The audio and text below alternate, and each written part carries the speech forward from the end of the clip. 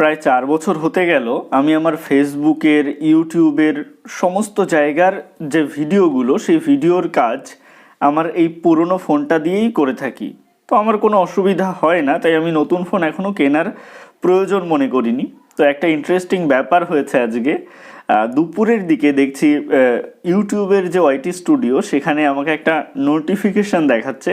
সেখানে বলা হচ্ছে এইরকম যে আপনি অ্যান্ড্রয়েডের ভীষণ পুরনো ভার্সান ইউজ করছেন, তো নতুন নতুন ফিচার্স পেতে আপনি অ্যান্ড্রয়েডের নতুন ভার্সান ইউজ করুন। তো এইটা এইটা কি ধরনের অপমান!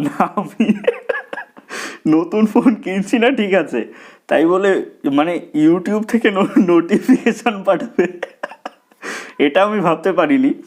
যদিও আমি এতটাই বেশি অবাক হয়ে গেছিলাম যে নোটিফিকেশানের স্ক্রিনশটটা আমি নিতে পারিনি। তো এটা সকলের সাথে শেয়ার না করে থাকতে পারলাম না। ইউটিউব থেকে নোটিফিকেশান পাঠাচ্ছে যে আপনি আপনার ফোনটা চেঞ্জ করুন, নতুন ভার্সানের অ্যান্ড্রয়েড ফোন ইউজ করুন। তো ইউটিউব এটা না করে একটা নতুন ফোন কিনে সারপ্রাইজ গিফট হিসেবে তো পাঠাতে পারতো।